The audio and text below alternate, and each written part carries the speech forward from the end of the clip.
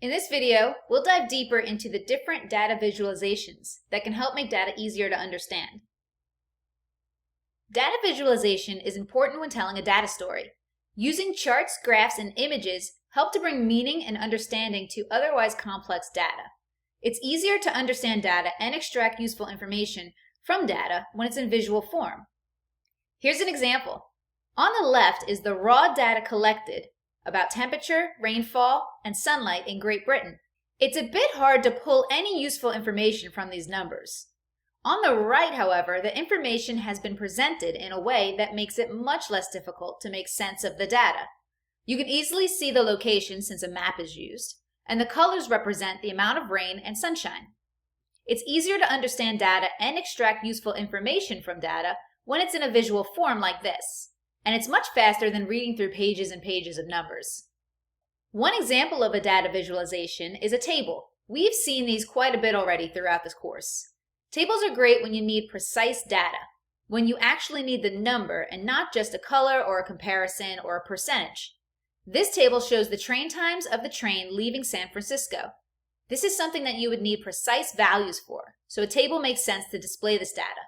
Now, colors can be used as well, which might in this case represent different ticket costs or if the train is on or off peak.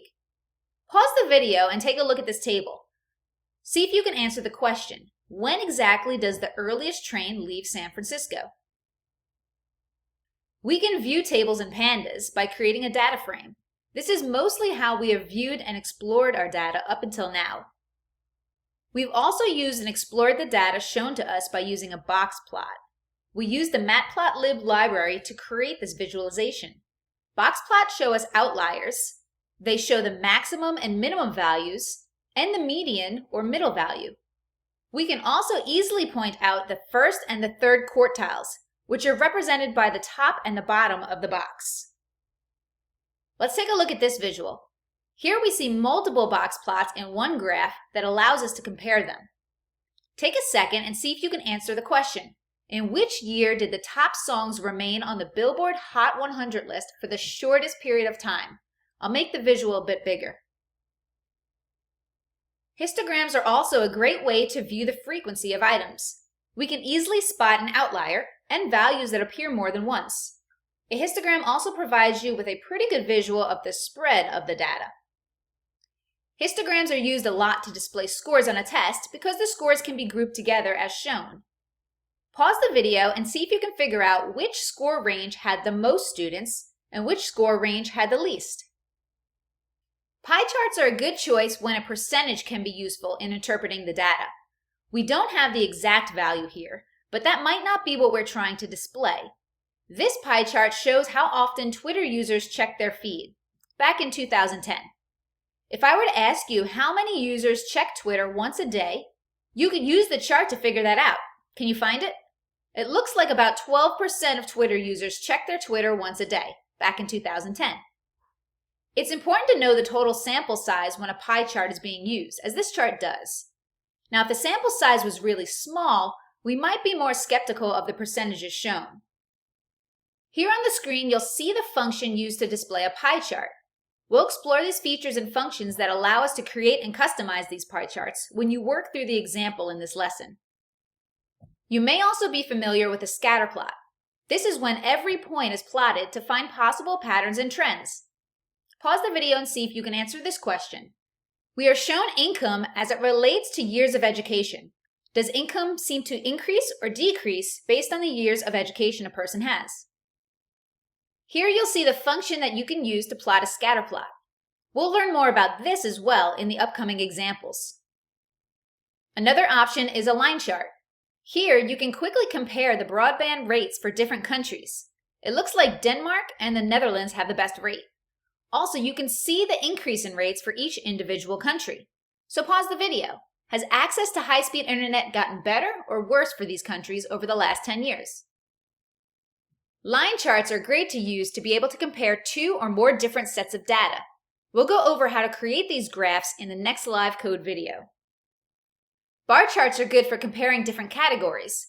This is actually a stacked bar chart, which offers even more information in each bar.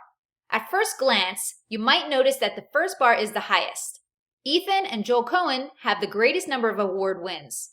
There are 3 colors in their bar, and if you use the key on the right, you can see that they've won awards for thrillers, dramas, and crime films. What's interesting as well is the 3rd bar from the left. Take a look at Steven Spielberg's bar. He may not have won as many awards, but look at all the different genres of films that he's won for. That's very impressive as well. So there is a lot of useful data from this visualization. The function used here is the plt.bar function. There are a lot of cool customizations and styling that can be added to a bar chart. We'll see those in the next live code video. Now, there are limitations to what we can conclude by examining data and these data visualizations. Visualizations can be misleading by skewing the axes or labels or leaving out relevant data. Take a look at the 2 graphs here. They're actually displaying the same exact data, but in different ways. Can you recognize what is different between them? The graph on the left does not start at 0. In fact, it only goes from 3.14 to 3.154, a very small difference. But the way that it's displayed makes it look like these interest rates have increased dramatically, and they've only increased a tiny bit. In the same way, this pitcher has only dropped 2 miles per hour in speed for his knuckleball. The second bar looks like it's half of the first one though, right? They've made it seem like the change was drastic when it may not have been. Data can also be omitted or left out to make it seem like there's a trend. The graph on the right makes it look like there's a steady increase, but when compared to the graph on the left, you can see that while there is a general increasing trend, there appears to be more of a cyclical up and down pattern. Another way that data can be misleading is when convention is broken to trick the viewer. Now, pie charts should equal up to 100%, and each slice of the pie should accurately display its percentage of the whole. Here, it looks like the city is contributing half of the funds, right? But when this data is correctly displayed, the city is actually contributing a lot more than half.